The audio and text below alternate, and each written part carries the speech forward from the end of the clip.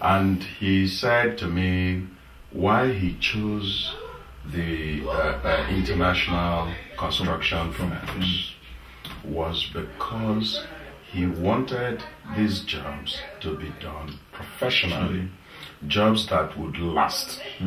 Like Udo said, to leave a legacy.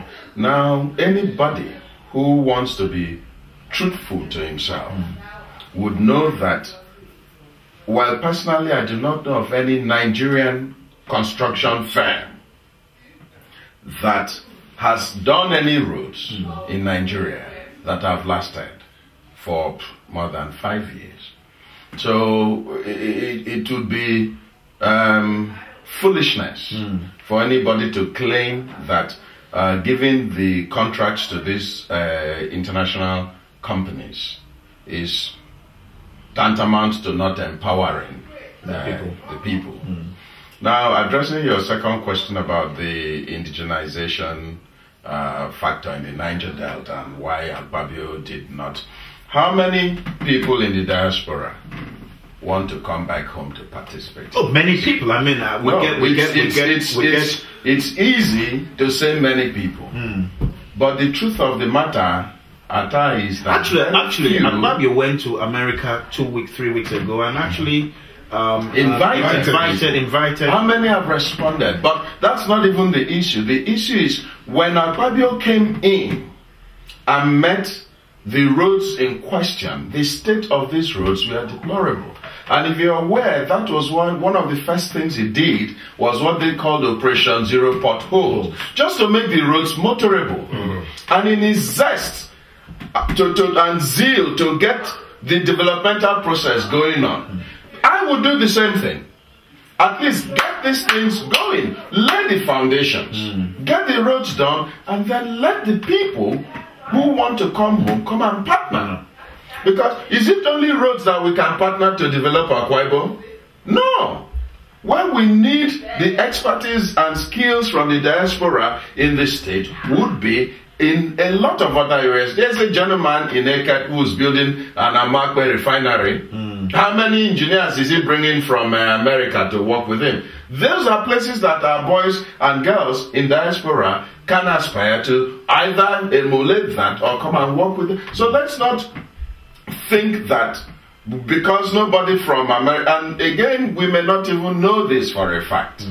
I haven't done the research, but are we sure that most of the international companies doing these roads are not employing some of our boys?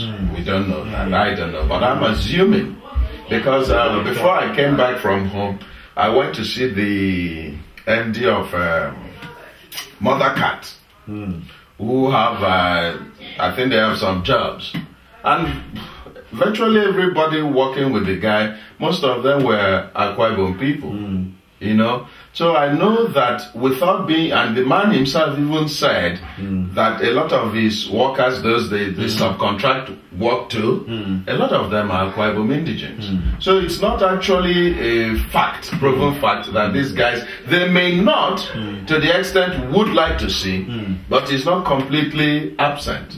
So what we might be talking about is how do we leverage on these to our advantage? You understand what I'm saying? Sure. Now, apart from roads, are there other areas in the state such as education, health, other sectors that Governor Godswill Akpabio is impacting? To pick on the area of security, if you look at the states around us, you look at Bayelsa, look at River State, you look at Abia State, the states around us, you see that we've heard about these militants and this kidnapping. But these stories are far away from our states. I will not agree with you. I want to be honest with you on that. Yeah, but because for the last 3-4 months, we have a spate of kidnappings in Akwa Ibom. But yes, disagreeing what I'm talking about.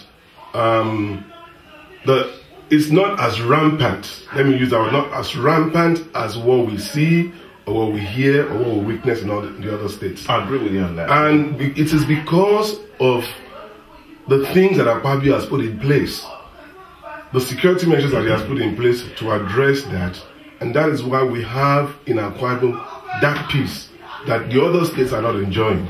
And I think he has, for me as a person, I believe that Akpabio has expanded a lot in the area of security compared to the other states. The state is more peaceful in terms of this this kidnapping and this militant issue. If you look at Akwa Ibom, for instance, our oil fields, the level of attacks that we hear that happens in other states is so minimal, or I've not even heard any happening in Akwa Ibom State. And it is because of the security measures that the state government put in place to address that. So I think he has spent money as well in the area of security. And you think it's actually making an impact? It is making a lot of impact. In fact, just to add to what Fana said, again in the area of security, we know for a fact that in the previous administration, there was rampant armed robbery incidences all over the place. Now, if I have been in Uyo, and stories we used to hear of Nigeria from London was like you could not even close your eyes to sleep for fear of armed robbers. I've been in Uyo for the last couple of months, and as far as I'm concerned, there is relative safety in Uyo. Now, I agree with you on that. When it comes to armed robbery, I think Godswill Akpabio has scored top marks on that. yes, Because, I mean, I remember this time last year, I mean, there was, you had raids on banks almost every week. yes. And I think the governor really stepped in and said, we have to put a stop to this. And the armed robbery situation, because this operation Oduma, which is set up, Obuma, which is set up, and they have been effective. But having said that, recently, and in the last, let's say, 2-3 months, there have been reports of an increase in robbery. Now, again, our people, or human, I think it's human nature to want to point out the ills. Because when there was this relative peace across the whole state, nobody spoke about it. We took it for granted. But now, spades of, and I use the word spades advisedly because it's not as rampant as in the other states, and even as it was a year or two ago. So I believe that the governor is going to be aware of this. I don't know if it's that the guys are becoming more daring, or Operation Aduma is a bit relaxed. We don't know. But some of them are actually coming from other states. They're not actually not within. Yes, they're actually coming from Rivers State and but what I know is that if he could do it before and get these guys out of there, he's going to do it again because the apparatus is already in place. And this is again alluding to the earlier discussion we had on roads, laying the foundation. With Operation Aduma or Obuma in place, it's easy to arrest this.